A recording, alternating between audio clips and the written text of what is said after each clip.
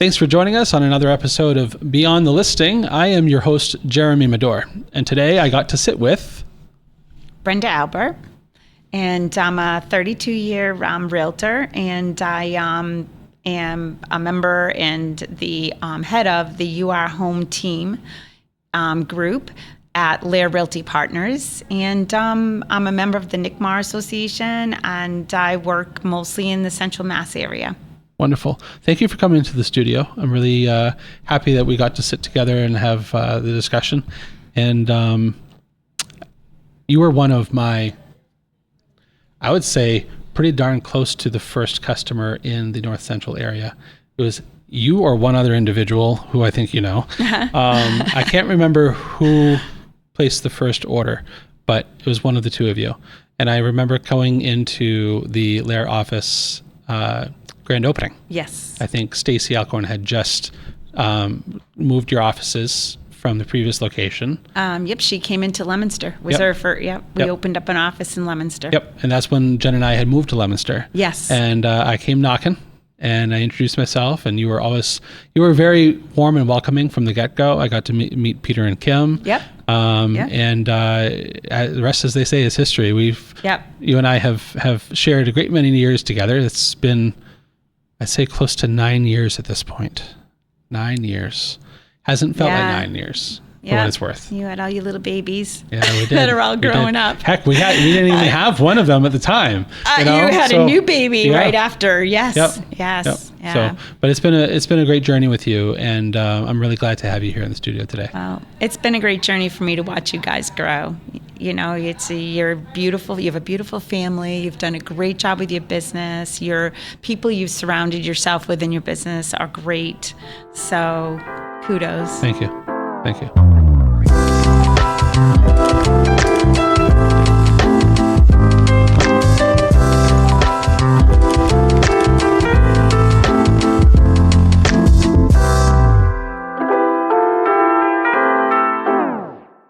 The people that are in employment, instead of what they're doing for an outcome, turn your focus on to building their careers. Yes. And so we were just kind of talking about that, and it made me think of you actually while we were talking about that. I'm like, you know what? You're on a completely different spectrum of growing your business than what Kristen Hilberg is. She's the Love Where You Live team. They're Acton based. Okay. And long and short of it is, she's been growing that team for a long time, and she's still trying to detach from like micromanaging, right? You're just starting your team, and that's something that you need to probably do as well. Mm-hmm. But you're at different ends of that spectrum because she's already been doing it for 10 years, and she already has I think 7 or 8 people that work for her. Oh. And she's still like up to her elbows in micromanagement. Yeah. And so at that point it's like, what really is holding you back? What's holding her back is that, she's just simply getting in her own way by like having the prime control over everything instead of just letting her people be trusted to do what they do, And my motivation is it's probably more around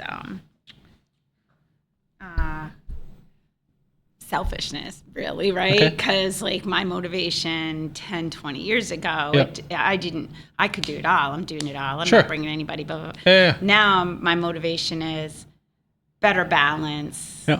For me, but continue to still work at the level I'm working at, continue to support the same people I've been supporting and their referrals. Sure. But in a way that allows me to live a life. Yep. And, I don't, and that's hard to say to a consumer because I don't want them to say, well, Brenda doesn't care anymore. She's on the retirement spectrum. Sure. It's that, not today, 5 years, God willing. Yeah. Health holds out, I can climb stairs and I can shuffle what I'm doing at this point, but it's over leaving 32 years of a legacy. This feels like a legacy to me. I do. And that's it's many nights of not being home, right? Missing many holidays. Yep. And I don't regret it. 32 years of sacrifice. Yeah. And it supported my family. It supported me. I grew. But now it's like, okay, I got to be able to say no sometimes. Like I got to be able to feel good about it. And what's shocking is people get it. Like I just had a situation where I took a referral. Am I talking right now? We are. I took a referral from one of my coaching companies, and the coaching company, they come on, they say, hey, who's living in this area? So I'm like, oh my gosh. I'm like, I'm not even going through online. I'm just going to call this agent and say, I need to be this agent for your people. It's right in my area. I'll totally support that. Sure. So we call the agent. Agent's like, it's yours. Give them a call. I call the sellers. Sellers say to me, I say to the sellers, hey, I can come over right now. She goes, what? Oh, God. She goes, 6:45, we're in our jammies. I'm like, oh my God, I'm so sorry. I totally got lost in the day. I just was thinking. She goes, but you know what? You're great. You're motivated. Come tomorrow. I'm like, I'll be there tomorrow. Sure. I felt like I needed to offer that.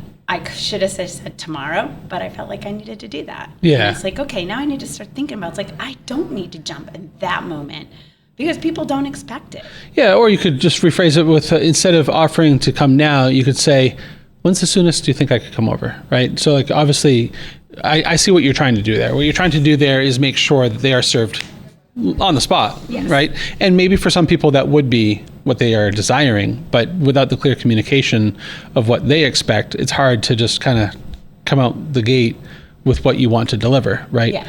And so that whole, I respect what you're saying in regards to the,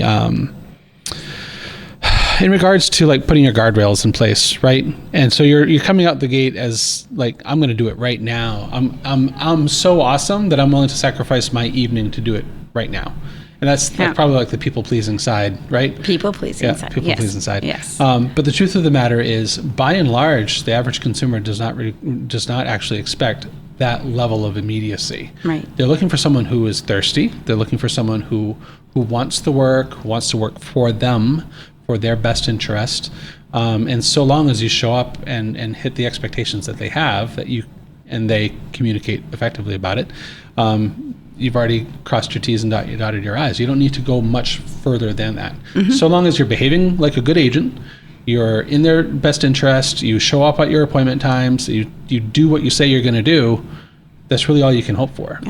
Yeah. So I think that anything beyond that, not to say that let's not try harder, of course there's always that, but to the point where you don't want to sacrifice some areas of your life because you're a human being, and that's what living is for. We went on vacation last week, Jen and I, with the girls, and we were off the coast of Portland in Peaks Island. Mm-hmm. I saw that picture you did. It was awesome. Fantastic time. We had a fantastic time there. There was a couple speed bumps with stuff that happened with the business at the beginning of the week. We had some tech problems, and we all were trying to hive mind it to get involved. But the truth of the matter is, beyond that, I didn't pick up my phone. And Danielle knew that I wasn't reachable unless it was a phone call.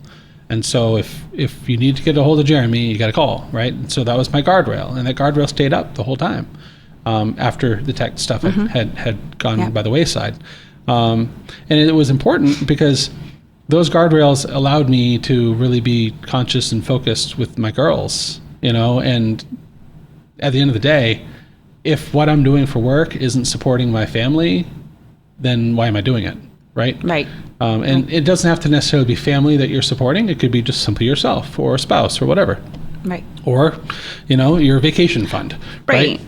But or your own well-being as a person. Correct. There's got to be, I'm learning things like there's non-negotiable time in my week. Good. So can it be changed and moved somewhere else? Yes.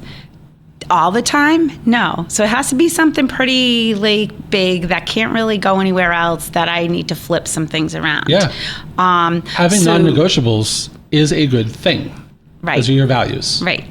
So I have three time periods of non-negotiable, which is which is gym time, which is like my well-being, and I've been able to maintain that. I've been able to switch it off another day if I can't go. Yep. And now I need to change some things in my head around work-related non-negotiable stuff on my calendar. I'm not a great blocker.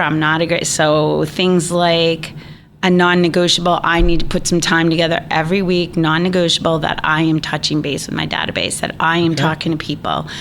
My business is 98% referral based. Yep. I'm very fortunate that I've got people that have been great to me for a lot of years, and they still continue. I'm selling, people that had kids now don't have kids. Kids have moved on. I'm selling their house. I'm selling their kids' houses. Yep. I'm selling cousins and friends, and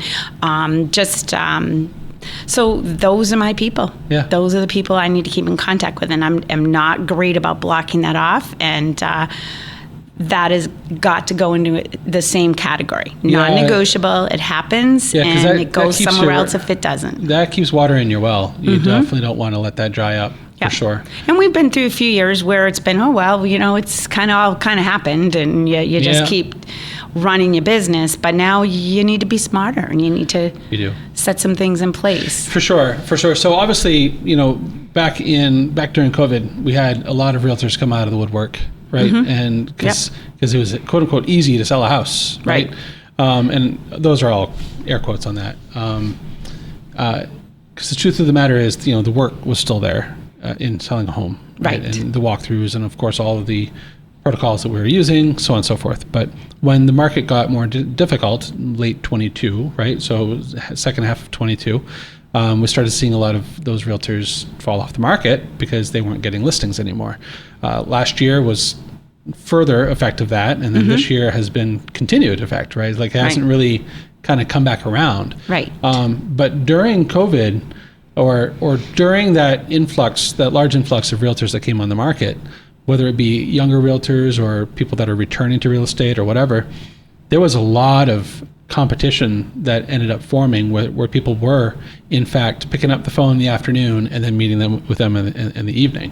And so I think that as professionals, identifying that was a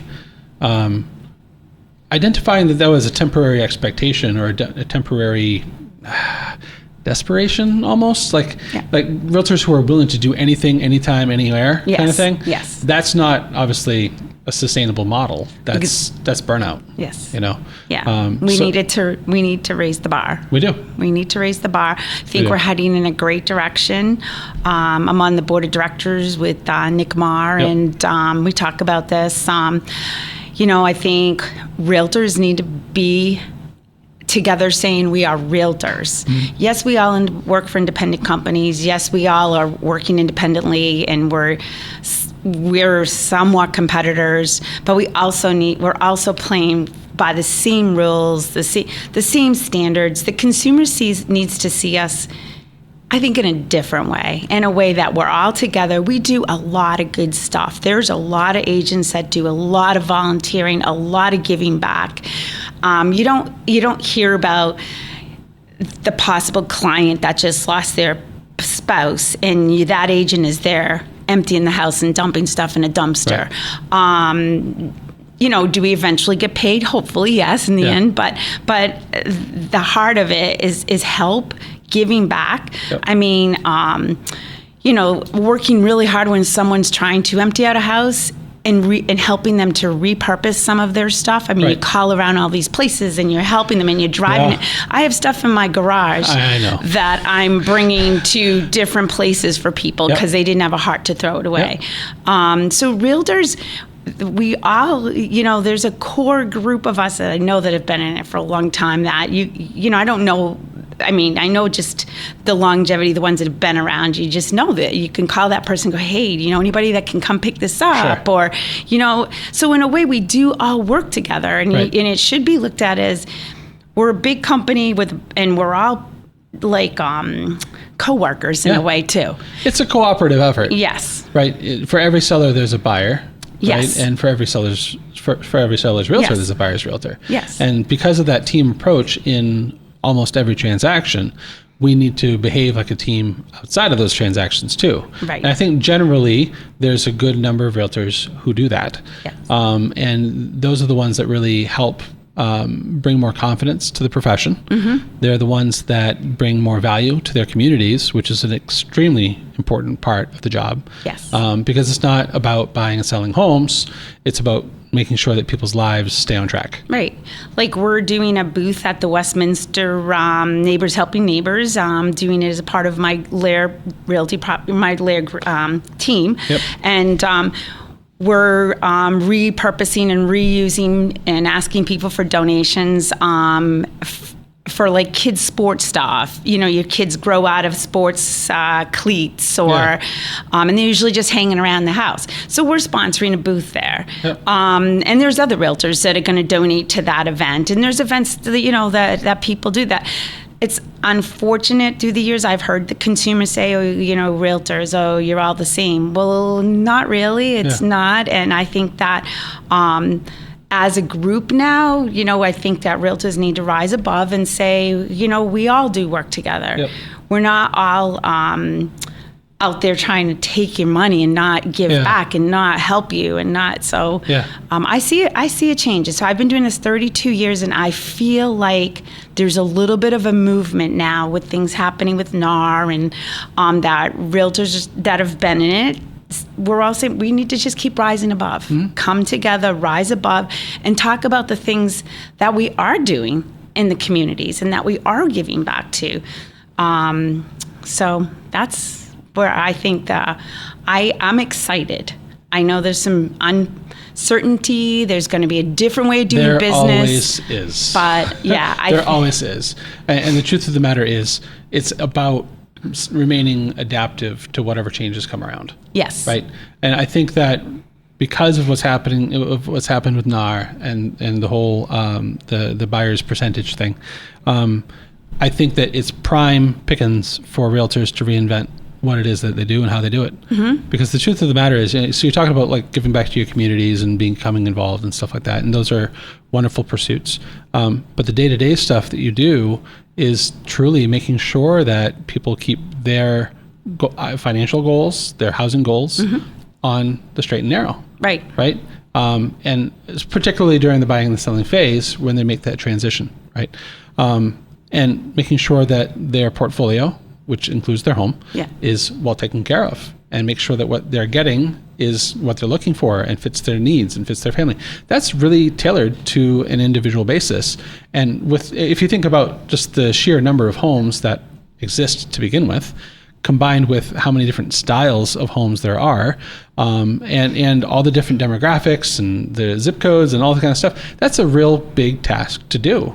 And which is why I know that you specialize primarily in a specific region. And I think that right there is worth a lot to talk about right there, because the specificity of your region, obviously a lot of it has to do with the referrals that you get, but generally you stay close to home because you work in your backyard. And I know that you find that fulfilling and important, because you really get to keep your ear to the ground, so to speak, as to what's happening locally, who's coming in and out, and really understanding how that population is moving.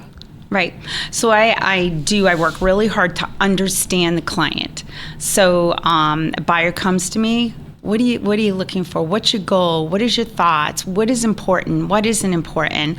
And on the buyer side, sometimes I'm out showing houses and I make sure that I'm pointing out those things. Remember, we talked about this. Can you live with that house that close to you over there? Just bring it. Maybe you can, but I don't want that phone call a month later saying, "Oh my God, we're so miserable." Buyer's remorse, So I make sure that I understand the good and the bad when we're sitting down and say, "Okay, that would be horrible, right? You don't want that." No, I don't. And sometimes buyers will get in there and say, "I know I said that, but at least we talked about it." So long as they're thinking clearly when they answer that question, right? Because we know, you and I both know, how emotional a real estate purchase or sale is or can become. Absolutely. Right? And so to take a moment and have your client pause and really think critically, is that a non-negotiable and I'm just ignoring it? That's a very important thing. Because it's very easy to fail to pump the brakes on the buyer or seller side of a transaction, because everything, when you tour a home for the first time, let's be honest. I'm in this industry, have been in this industry for 11 years. We've bought and sold 3 homes, okay? Yep. The last 2, I overlooked some obvious stuff, and I'm in the industry. Mm-hmm. And I'm talking obvious that it didn't even occur to me to like pay attention to, or I didn't pump the brakes because I just saw all the good, right? You just see all the awesomeness of the house. Exactly. And oh my kids goodness. Are doing this over and here. Exactly. And you're already projecting where they're going to sleep and how the beds are going to go. Yes. Like you're literally visualizing yourself in that home space before you even move in. You're not worrying about, oh, wait a second, what does that tag on the water heater say? It hasn't been serviced in 5 years. Mm-hmm. True story. We bought our second home, and in the first 2 weeks, the water heater went because it hadn't been serviced in 5 years. Yep. Right? And the tag said so. And that should have been like a huge red flag. Right. We had waived the inspection because we wanted the house, all this kind of stuff, right? That whole thing. And so pumping the brakes on a buyer or a seller transaction, asking them, hey, are you sure? Yep. That's of value. It's a lot of value. Yep. And so I wanted to talk a little bit about that value outside of the community givebacks and the community involvement, because while those are very good things, they're also a little bit broadcast things, right? But if you really narrow it down to the specifics of literally cleaning out someone's garage or helping someone get rid of half of their belongings because their spouse passed away, or someone's going through a hard divorce or a separation, those are actual real things that you've gone through. Yes. And so you can sympathize and empathize with those individuals and really on board yourself, and again, vouch for what they need to get done. Right. We do.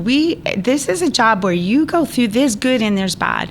There are deaths that you're dealing and you're helping families with, the divorce situations, job losses. There's heartbreak. People get sick. Yep.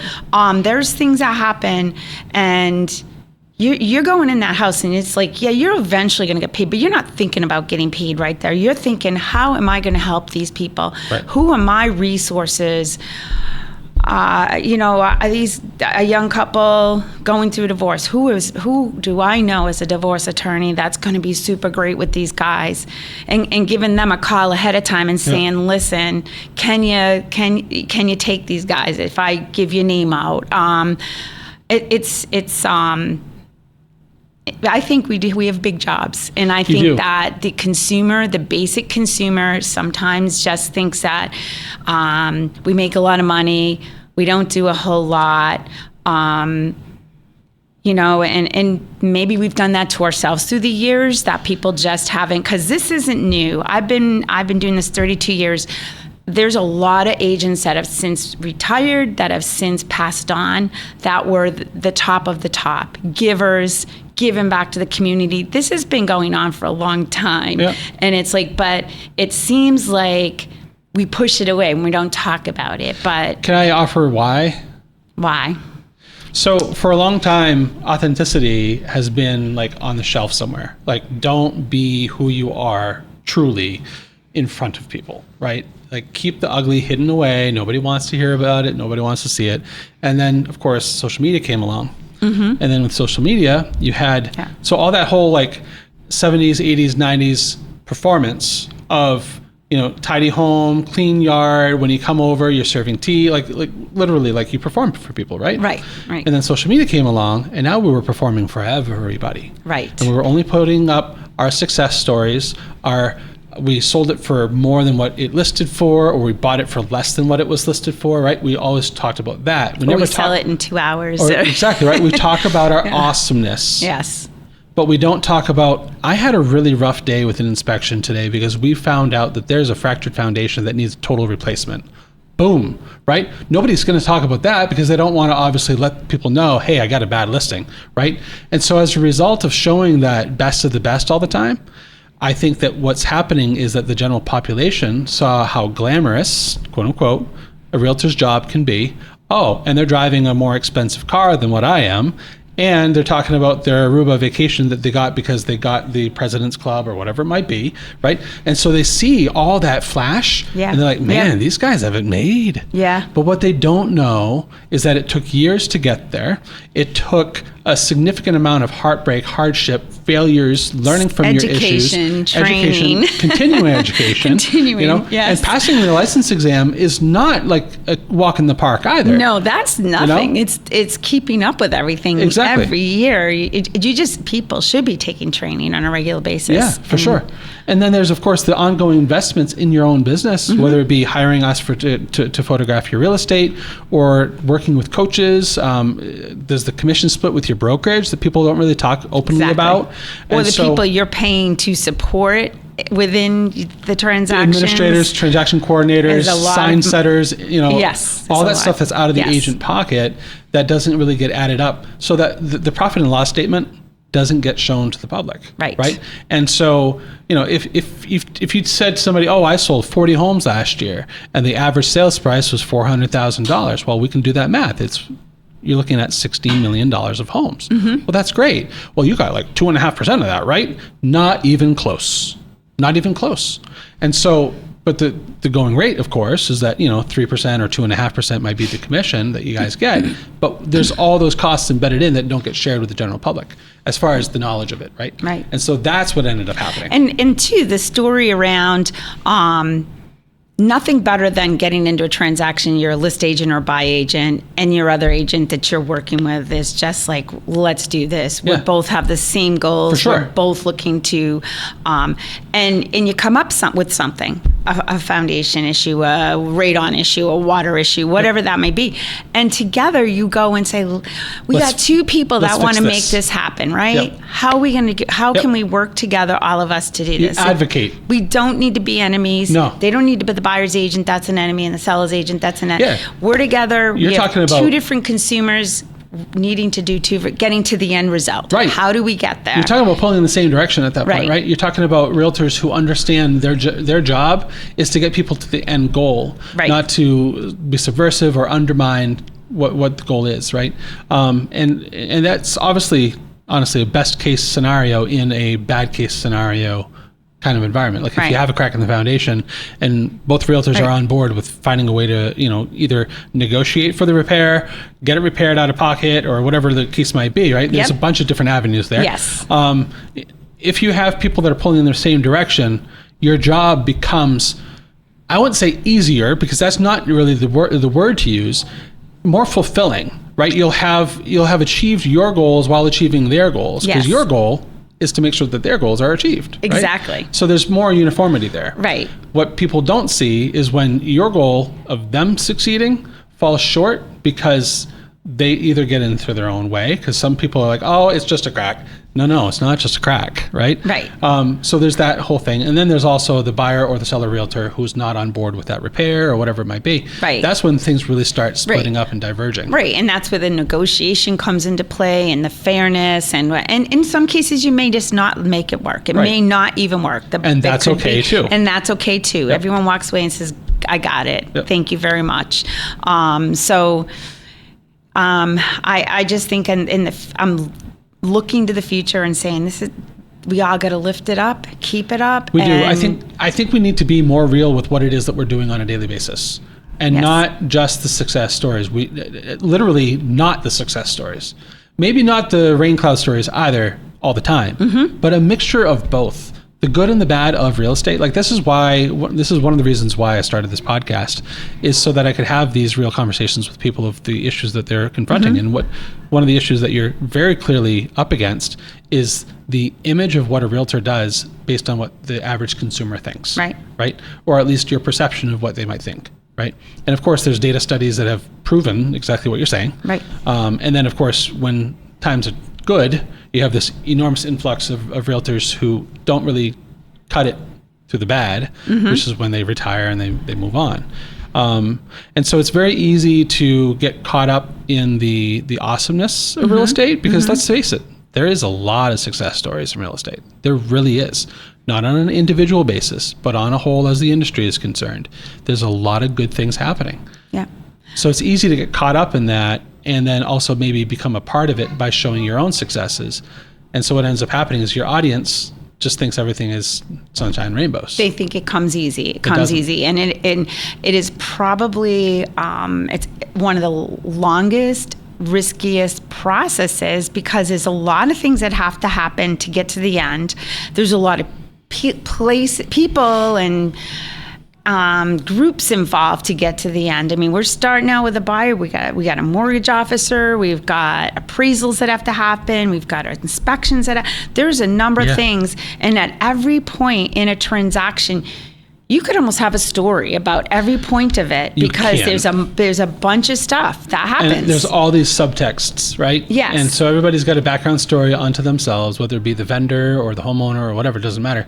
And they all have their own little pockets of business that are going on, things that might even complicate their day-to-day operations, which complicate your transaction through no fault of your own. Right. There's all of that going on, right? Right. Like even on our part, right?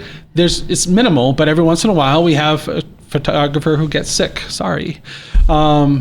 Right. And we have to reorganize our schedule for the day. Right. Or just little things, you know, as an agent, you think you're looking at something and the photographer is looking at something different. You get the photos and go, oh, we got to relook. Right. You know, there's little things that can happen. Not that, I mean, you're my guy and I usually, but I mean, that could be, I'm like expecting something and I get that. And then, okay, now we're past that. Now we're writing up the listing. And now we're digging data up on the house. And guess what? Maybe there's something on the deed. Maybe there's something at the town hall. Right. Maybe there's a lot of things that happen when agents are doing their due diligence and doing their work.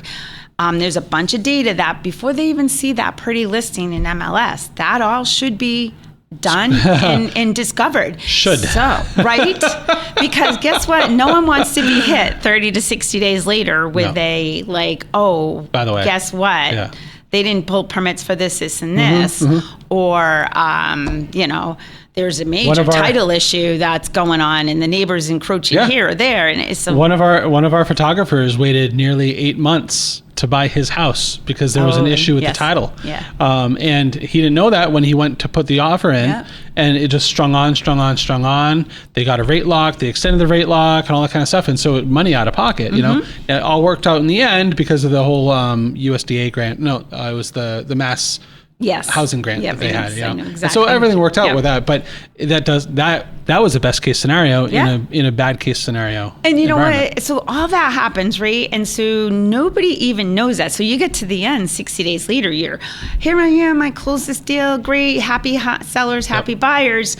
But during that, I've probably contacted the town hall 5 times. I've been in there multiple times. I've called the attorney to say, hey, can you look at this deed for me? Can we do this? Can we do that? Like all this legwork goes on that people don't see. And then we get to the end, everyone's happy. I mean, just did a transaction. I'm closing tomorrow. Agent just said, are we all set? Well, yeah, we got to walk through with this, with that. Everything is nice and smooth. But there was things that, you know, we investigated. We did our due diligence. It was only smooth because you threw a bunch of professional excellence at it. Yes. Right? Yes. And that right there is the reason why you do what you do. But it also, unfortunately, undermines your industry, right? Because you don't want to talk about with your customer, oh, by the way, this is really rough, but it wasn't because of me. That just seems bragging. But on the other hand, if you fail to tell them, listen, we have some real challenges, but I'm in your corner, so I figured it all out. It's really difficult to be like kind of humble brag, right? Right. But also don't brag at all and just make it look great. So where does that line? It's a really tough thing, right? Because exactly. So if I said to a seller, well, I've already done that, they're going to say, well, that's really, they're going to look at me and say, well, that's really what I'm paying you for, really, right? Correct. You know, but some people don't do that and get to the end and have a problem. So, but that is what they're paying you for, right? Yes. And they would be justified. And do I brag about that? Correct. Probably not. Right. Exactly. But the challenge, of course, is that a smooth how do I phrase this? When I was doing weddings, one of the things that I realized was that a couple never knew if they were hiring a good photographer until it was too late. Think about that. That's interesting. Think about that. Because there is not really a lot of red flags to differentiate a bad photographer from a good one. Short of showing up for the appointments, staying in touch. You know, like we're talking low-hanging fruit for the most part. Okay, it's easy. to show up for an appointment on time. It's easy to contact your customer. It's easy to do all of these little things, right? So if you're blowing through those, then maybe there's a red flag. But I'm talking about photo quality. I'm talking about punctuality on day of, time management, because a lot of times a wedding I almost said real estate photographer. Actually, that's not true either. That's also true either. Wedding photographers on the day of a wedding will honestly do double duty of kind of a pseudo wedding planner. In large part, most couples don't hire a wedding planner. Yes. They plan it themselves. Yes. And it's fine. They're looking to cut costs. I totally get it. But when it comes to the day of, running point and making sure that everybody's where they need to be at the time that they need to be, the wedding party doesn't care. I mean, they do. They want to be there on time, but they're not actively watching the watch. I do. Exactly. Right? And so what I would normally do is I would take on that role and I was there. But that's not something that you're like, oh, by the way, I stand in as you don't advertise yourself as a partial wedding planner during your interview with them as a wedding photographer. Right. Because that's not what you're there for. Yes. You're there to talk about the wedding photography. Yes. And you show them albums, you show them portfolio, you talk about your price list, very similar to what a realtor might do with a client in front of them on the table. Great analogy. Right? Great analogy, because you're absolutely right. But the problem is that those who don't know how that day should go, because of the fact that they're not professionals in their realm, or maybe they really think, I'm just a photographer. You know what? You'd be right. But your client will suffer because you're just a photographer. Exactly. Right? And so just a realtor, same deal. Right? Great. You're not just a realtor. Yes. You are a clean out specialist, right? You are a decluttering specialist. Now, of course, there's businesses out there that are geared toward that, you can get right? support if you can get support. Need it. Yep. But what about for the small budgets? You might not be able to. Exactly. Right? And so you have to take on that hat. You have to take on that role all yourself. And that's the kind of stuff that really adds value to your profession that doesn't get talked about a heck of a lot. It doesn't. That is an absolute great analogy, because a new bride sitting down, flipping through, bride-to-be, flipping through photos, not thinking about that day. Just starstruck. Yeah. Yeah. She's exactly. Just looking. This is great. This guy love this. I want you to do that. She's already picturing herself, or he's already picturing himself in that photo. Yep. Right? And you're going to the house, and the house is in mayhem in the morning, and you're directing the ship. Yeah. And nobody talks about that in the interview when they're sitting down with you, and you're not saying to them, now this is how this is going to be. Yep. I'm going to run that house when I get to your house to take photos with your mother and father. They probably won't want to hear that. They probably won't want to hear that. Because they'd be like, no, we're all set. Thanks. Yes. We'll take care of that. But the truth of the matter is, I can't tell you how many referrals I got off of that kind of performance that I never would have gotten if I had just delivered photos and that's it. Yes. Right? The amount of referrals that I got from, maybe I was pushing too hard, maybe I was going too fast, maybe I was doing too much. That's a conversation for another time. The truth of the matter, though, is that was my value. Right. My value to them was that I put all of myself into their day. Yes. And that's exactly how I feel. That's exactly how I feel. I feel like if I don't do those things, I don't feel good. It's me personally. I don't feel good. How can I direct them? How can I say, this is how we're going to move from here forward? The new buyer, when you completely understand their story and you know that they've got a limited budget and you're looking at your paycheck more than the fact that these people are going to call you in a year from now because they can't even buy groceries. Or you're seeing something major that's going to loom over their head, like that roof's going to leak next year, or you need to know this is coming. And you can't tell them not to do it. It's all up to them. But you can say to them, you need to know this. Think about this. If you still want to move forward, it's ultimately your decision. You're capable of doing it. You've got the money. You can do it. You're going to be a little strapped, and you got this big ticket item that's kind of looming over your head. God forbid something happens that one of you loses your job. You try to have that conversation because there'll be another house. If they say, you know what, you're right. You are right. You know what? I'm so glad you said that. It's like talking to my parents. You can't imagine how many times I've heard something like that. Like, God, my parents would have said that. Or it's just bringing it. And if they choose to not if they choose to take the risk, that's it. But you had the conversation, because that's what they're paying me for, right? They're paying me to help them to understand what to expect. Yep. Nothing may never happen. They could get 5 years, and I could say that you could get 5 more years here, but understand you're at the end here. Yep. Whenever I get into an involved conversation with a friend or an acquaintance, I always ask them. I said, "Do you want my support on this, or do you want my advice? Which one?" That's a great way to go. And as a realtor, it's not about support; it's about advice. Right. Right. Right. Like, give the advice. If they choose, then you can support them. Correct. But you got to give that advice. They're not necessarily mutually exclusive things, right? But the truth of the matter is, when you ask me questions, do you want the truth, or do you want me to make you feel good? Right? That's what you have to decide, you know, and those are hard conversations to have, and not everybody, I think everyone's capable of having them in the right context, but not everybody's ready to have them. Right. And that's an important distinction. And so that's why this podcast was formed. This podcast was formed so that we can invite people on who, honestly, we felt were ready to have real conversations, you know, and so I love the fact that you opened the door very wide to some of the challenges that your industry is facing in regards to public perception of realtors, and how you guys, how your profession behaves and cooperates and works towards specific goals, and the struggles that you guys are having in regards to that public perception, and what we can do to overcome that. I genuinely think that if we have more conversations like this for the general public to see, and we don't have Selling Sunset as our banner, right? Well, that's the thing. Yes, a lot of that. Oh yeah, the minute I'll hear a buyer in a showing have a conversation, and I'll be like, "Oh, they just saw something on HGTV." Yep.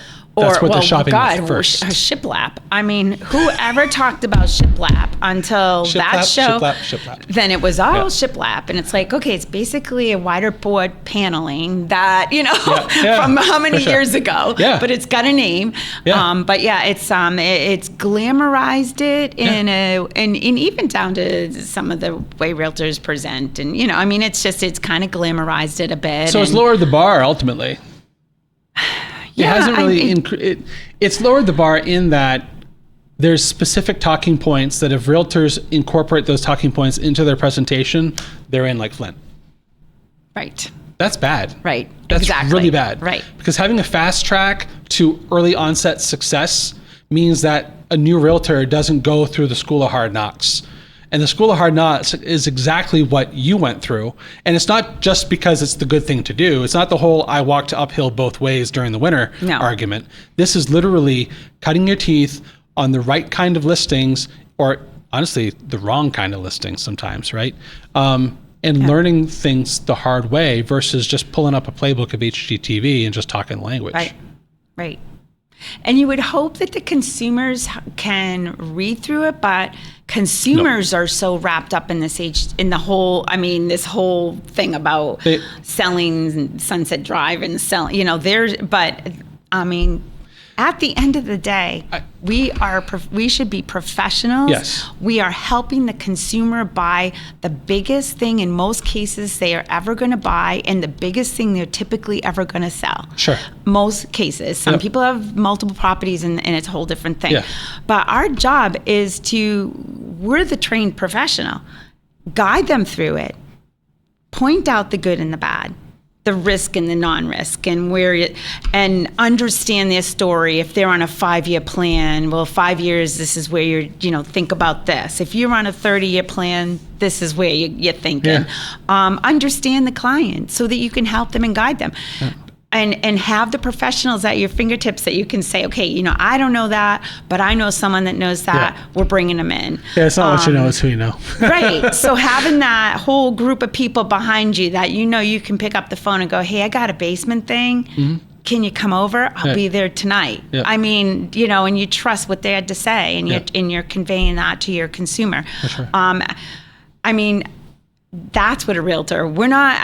Can we be salesy? With this whole HGTV thing and picking up the lingo and picking up the hottest trends of what people are saying? I guess. But bottom line is, It hasn't changed. We're supposed to be fair. We have to continue to take training, understand the job, understand the changes in the job, understand the paperwork, and convey the paperwork. And if you don't, you get an attorney to help you through it.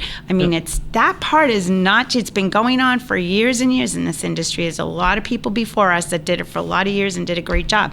It's all still the same, but I think what's changed is what you're talking about. Yeah. The flash in the pan, the quick, here I am. It's the front end.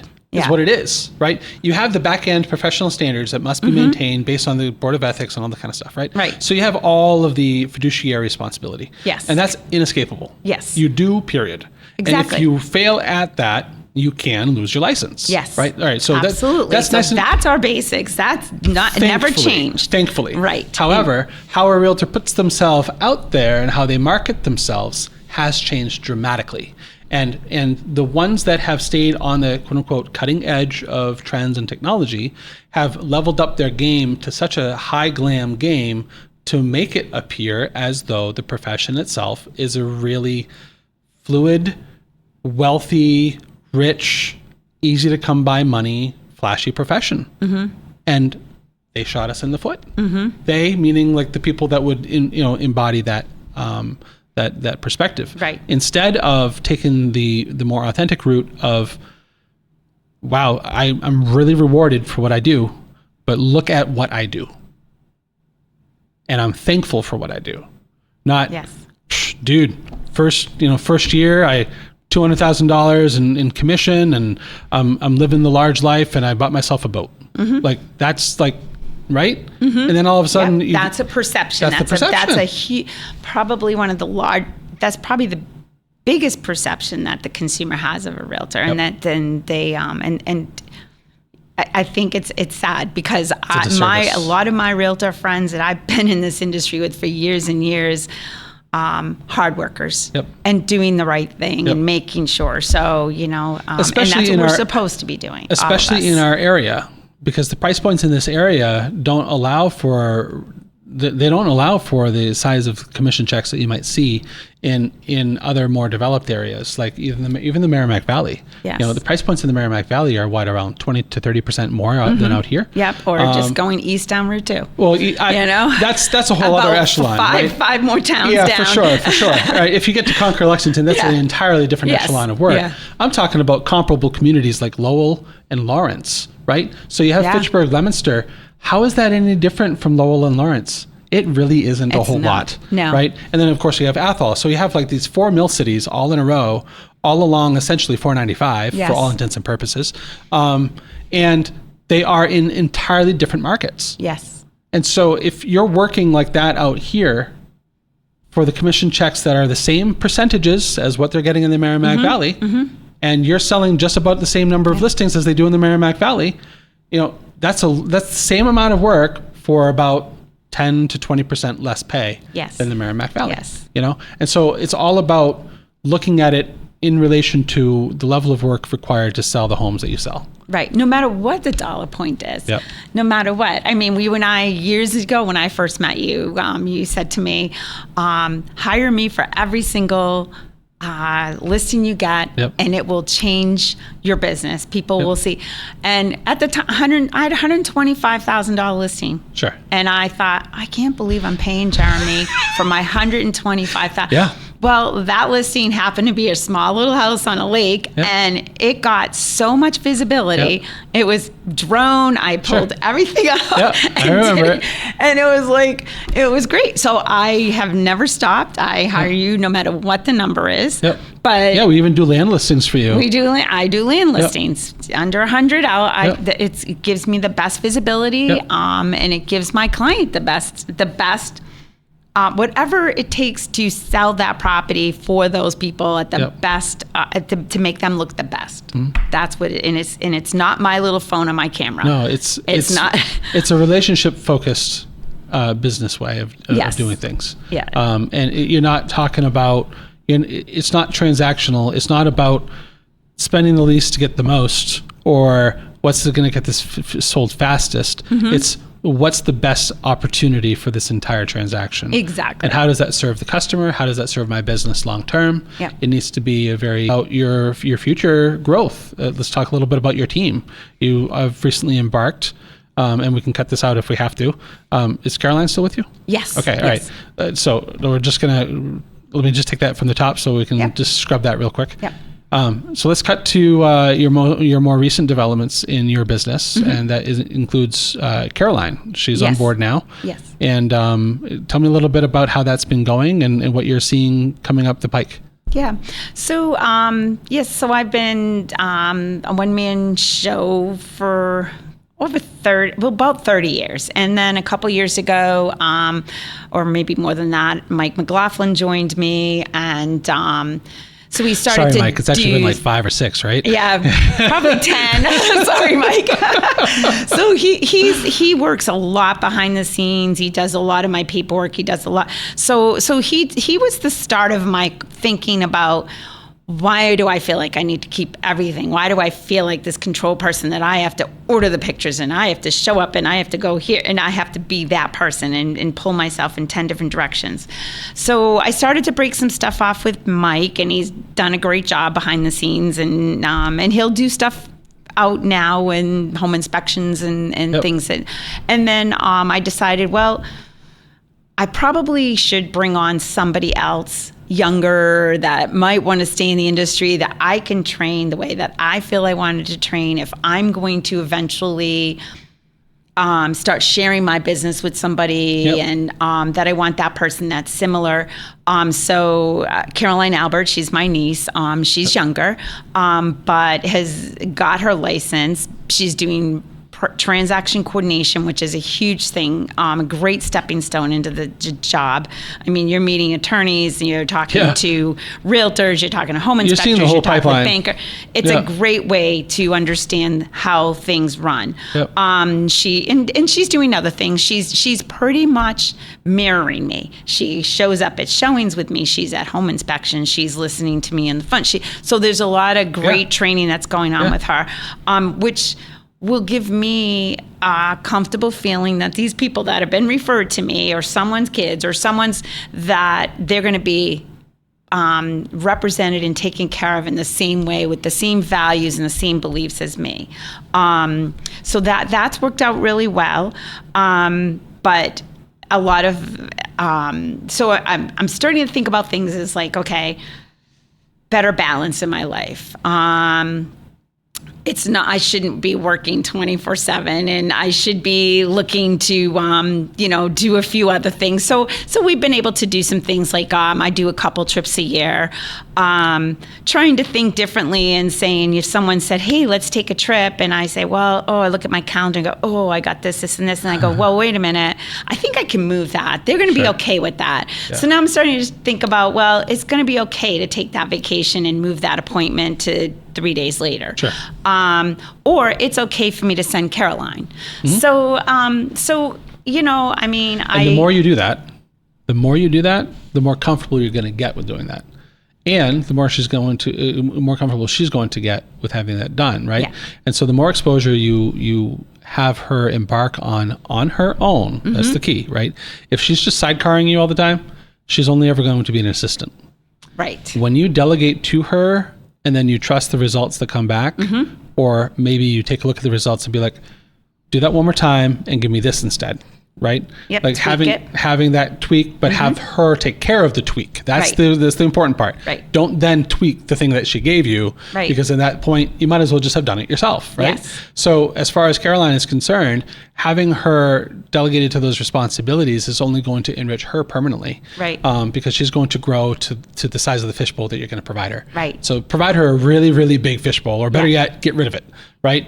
Just give her the ocean, right? And because that's what you have, and that's what she wants. Yep. I mean, every single training class that's out there, she's going to it. She's actually just got voted as an assessor in the town of Westminster. She's on the board of assessors. She's like this little sponge. So I'm loving that. And I think what happened is that I started to look back at the last 30 plus years, and there's been a lot of great agents that have been in our area that some have since passed, and some have just kind of like said, I'm done. And they had a great book of business. Their people loved them. You would go to a listing and be like, I have so-and-so, and go, yep, they're the best. Great. You know, and they wouldn't waver from that person. And I thought, God, it seems like it's the only industry I know that we don't do a great job passing the torch. And it's a people business, so you can't really find that person that totally contradicts your personality. No, there needs to be a lot of shared values. In fact, I would go so far as to say your values have to be near identical. Absolutely. Period.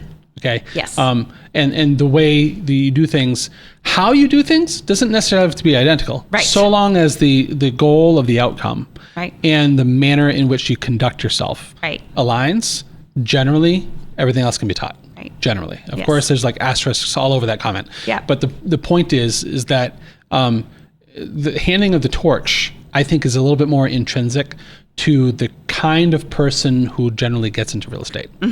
Let's face it. Solopreneurs, like being solo entrepreneurs, is like the name of the game for real estate. Yes. It's a team of one, man. It right? is. Like it's, forget the army. This is a real estate of one, right? Because you're the face. You want to be that face too. Yep. And thanks HGTV, that's even more so. You're the face. Here I am. Yep. When in fact, it's always been a team of people. Correct. It's just that they never really came out and said, yep, thank you so much to whoever, attorney so-and-so. And I'm seeing more of that. Yep. I'm seeing more of the thankfulness to whoever else was a part of the deal. Yeah. So I agree with you, but I would also caveat that I think that generally speaking, vendors and realtors and everyone in the transaction has gotten used to the fact that social media loves it when you tag other people. And it boosts your post up to the top of the feed and gets it to be seen by more people. So I feel like that is also a further extension of that success thing that I was talking about earlier. When you tag a bunch of other vendors in it, all you're really doing is like, who else can I get in front of right now? Yes. And that's what ends up happening, right? Yes. And I'm not saying therefore the gratitude is nil. I'm not saying that at all. It's just that it becomes a little self-serving, right? And so I think what needs to happen from a real estate, from a realtor side of things, is that they need to carry with them that gratitude into the transaction, not necessarily out of the transaction. Out of is obviously, if everything went great, sure, be grateful. Yes. But going into the transaction with the confidence and the trust of those vendors, knowing full well that even if things don't go great, they'll be fine, right? So having that confidence coming into it and then, of course, going out of it is a really important thing for realtors to have. Yes. Because it reminds them that they aren't a team of one. Right. They're a team of very many people. Right. So by talking about that with the seller and the buyer, you're on a individual basis going to eventually transform the industry to really respect the role that you play. Right. It's almost and you made me feel like to verbalize this, it almost feels like a negative when you sit down with a client and say, you're getting me, but I also have all these other people. You almost feel like it's a negative that you should be saying, it's me and I'm a superhero. And it's like, and you're thinking that consumer's thinking, I only want you. Right. Well, no, they want, and it's been years, and I look at this now and I think they want you, but I need to be able to present to them, say, you're getting me, but I have this whole bunch of people that I have done business with for years that I am completely comfortable with. Yeah. And you're going to see them here and there periodically through this deal. But I feel, and it's been feeling like this for years, that when I'm in that position and I'm selling myself, pretty much. For the most part, you are. So you're selling your reputation, right? Or you're arising to your reputation, right? But that's like, I don't follow sports. So if this doesn't stick, it doesn't stick. So be warned. Tom Brady, right? Tom Brady was Tom Brady, not because Tom Brady is amazingly awesome. Tom Brady was Tom Brady because he had an awesome support team. Right. he can't play football by himself. He's nothing without all of the different positions, and I can't even name them, other than quarterback and linebacker. That's all I got. Right. That's my extent of my knowledge.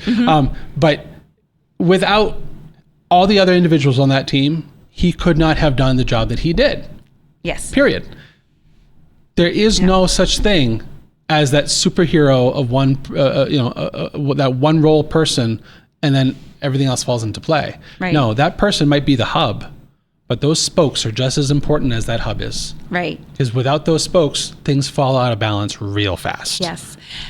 I think that I have to feel when I'm sitting with the consumer that I am so solidly confident with my bench. Yep. Like these guys, this person here is a specialty in a background of technology and working components of a house. That's and this all person, those, so being able scenes. to tell them that you have full confidence in me, but I'm bringing these people and I have full confidence in them. Yeah. For years, it felt like a negative if I was going to go get help. It's not. And yet now it's like, I think it's a necessity, especially if I want to continue to be able to service people and to have a balance in life, because I'm you get to a certain point and you say, okay, I need to have a life. If you're single and 25 or 30, if you're single and 30. And that's what you want to do. Go ahead. Yeah. Go ahead. Cut a rug. Go. But beyond that, it's burnout. It's completely worthless. Yeah. Because sure, you might make some phenomenal money for 5 years. But after that, not only is it like, time to make the donuts again, right? Not only does that doldrum set in, but it also becomes really lonely. You have no companionship. You have nobody to bounce ideas off of. You're stuck in your own echo chamber. You are... you have friends, your longtime friends. I mean, I've had this said, well... they've moved on. They've moved on. They're saying, Brenda's always on her phone. Yeah. They have their families. They've gone on their vacations with other people. Exactly, because you can't be. You're busy going back to your room because you got some major thing going on, or you got. So I mean, we work in increments of hours of days of time off versus days off or weeks off. Yeah. We get like hours off sometimes, pockets. So and it's been an industry thing for years and years. It has. And so where I'm at right now is I'm looking at this and I'm saying, there's a lot of us that have been doing it a long time. There's a lot of agents that have been consistently on and grown and done great and do a great job. And it's like I'm pretty sure some of them are probably going to start thinking the same thing. And there's companies out there that will advocate and say, come to our company and we'll help you to do this. And I've seen it and I've seen people try it. Yeah. And there's like one situation that's done pretty well, but I don't see where some of the other ones have. Fair. Have converted their business, walked away, and said, "It's all yours. Give me referrals." Well, that's because the thing. It's got to be hand in hand. It's like WeBuyUglyHouses.com, right? Like there's a time and a place for that kind of thing to happen, right? Like if you're really desperate, you're going to just cash out with the first person who has some cash in hand, right? But that's obviously not where you're at. Where you're at is you're looking to be more strategic with that approach, and I admire you for pumping those brakes and recognizing how you can do it better through coaching, through working with other people that have gone this path before, versus just subscribing to a system that does it for you. Right. And so I would definitely applaud you for that and encourage you to continue on that path, because really the true success is, in fact, by empowering your team to make decisions that are pretty darn close to what you would have done, but maybe not exactly. Yes. And that's okay. Yes. So, like right now I'm like the mother, I'm up front and I'm, training and working with some of these folks and giving back to a job that I've loved for 30 plus years. So I'm giving back. I'm training a young person. I'm hoping I get someone else and I'm able to train them in a way that I think has sustained me, has sustained a reputation that I believe has been strong. It needs to be congruent with what you've been doing. Yes. Yeah. It can't just take you off in a different direction. Right. You need to have the same values. You need to approach a new technology with the same amount of values, and service your people like you have been, just with an additional person with you. Yes. And then an additional person becomes 2 more and 3 more. Yes. That's where I started with Keith. Right. Keith came on. Like, it would literally, like, this business would not have grown if I did not have people like Keith. Absolutely. Yeah. And you're going to end up in that same boat if you have the right people under under you and with you. Yes. And it is about making sure that those people know that that you are confident in their abilities, that you trust them, and that they have the ability and the empowerment to make those decisions, so that at the end of the day, they too can be proud of what they are building. Mm-hmm. It's not just about you anymore. Right. Exactly. And that's exactly what I'm looking to do. Yep. So, yeah. That's awesome. Well, Brenda, it's been a really, really wonderful conversation. I know that you came in not knowing what we're going to talk about, and truthfully, I didn't know what we were going to talk about either. But somehow, how long is this, Keith? 62 minutes. Boom, boom, boom. Wow. So somehow we made an hour of talking about really inspired things. Yep. I'm happy I did this. Thank you so much. You're welcome. It's great. And if there's anything that can come out of this, I just hope that realtors can, at this point, we all can kind of come together and just rise above and, really show our value that we're out there. We just partnered, Nick Marr just partnered with Habitat. Yeah. And the Restore. I mean, how perfect is that? That really is. We're going to help each other. That's a real good balance to that. Yes. Because you guys, your profession sees firsthand the stuff that can get recycled. Yes. Get that out of there. Yes. And a lot of this stuff, let's face it, a lot of stuff ends up getting thrown away completely. The day you go to a house and you're hearing stuff smashing into a dumpster that you're like, oh my gosh. When we moved out of our last house, we filled up 2 dumpsters. Mm-hmm. Now, granted, the majority of it was actual stuff that needed to get thrown out. Okay. It's just decluttering, depersonalizing, just downsizing, just, doing that whole thing. Right. But a lot of times people get rid of heirloom furniture. Yes. Like, how many times have you seen roll top desks and pianos just go by the wayside, Yes. And maybe pianos, Restore probably won't take those, but roll top desks, they sure as heck will. Right. Or simple things like forks, glasses, and plates. Yeah. I mean, there's people that don't have that stuff, that are starting out in an apartment, that lost everything in a fire, or, so there's just like things that we take for granted and we throw it in the dumpster, smashing glasses and smashing Well, you think to yourself, and, it's just $10. Yeah. $15, whatever. I can replace those anytime. Yes. Maybe you can.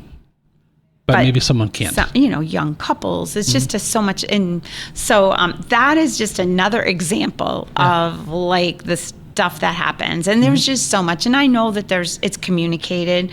And there's just so much communication out there, though. Like, how the National Association of Realtors helps out in major catastrophes. Yes. And, we do a lot of good as realtors, and it's like, okay, maybe we need to start looking at the bigger picture and stop working in our little individual. I mean, we still all got to make money. We still got to make a living, but try to maybe continue to just keep lifting it and saying, hey, we're good people too, and we have resources and we can help you. It's not always because you think you're paying us, No, there's so many more facets to it than that. Yes. So. Well, it's been a wonderful time exploring those things with you. And thank you. I'd like to see, where you're at in about a year, and maybe have you back on and talk a little bit about how Caroline's doing, and see if you've grown beyond that, because I'd love to see that happen for you guys. And as always, my number. And if there's anything that I can help with, I'd be more than happy to have a conversation with you. Awesome. And thank you for all you guys do for me. When I walked in and I saw your whole staff sitting out there and the welcome, I mean, you've done a great job. You're welcome. I saw you as a one-man person, and now I've got to watch you grow. It's a team. I've got to watch you grow. You've done a great job. Could not be doing this without them, without a doubt. If it were not for our team, this right here would not be happening. I wouldn't be sitting down at a podcast with you. I'd be out there taking photos somewhere else. And I'm sure it was a journey for you to give up. Yes. To give up. This is a journey. When you're a control person and you think you're the only one that can do it right, there is some kind of internal journey you have to go on to say, other people can do that too. You're not the best at it either. No. Give them an opportunity. Nope. And, so I'm on that journey. Yep. I'm on, this is how I'd like to see you do it. Let's go do it. And then we're going to measure it out. And if I'm happy, then I'll be okay. If you ever need to be pushed off a ledge, just let me know about that too. Okay. It's the ledge. Honestly, it really is. It's a trust exercise. Yeah. It's a trust fall, and you just have to lean into it. Yeah. And just know that even when things don't go well, they will still be fine. Yes. They will still be fine. You have this thing in your head, I care more than anybody about those people. I care about them. And it's no, everyone's caring about them and that's around you. We're all wanting to do the right thing by them. And so long as you surround yourself with people that care about other individuals on a similar level than you do. Yep. The rest is figure outable. Yes, it is. Awesome. Thank you, guys. You're welcome. All right.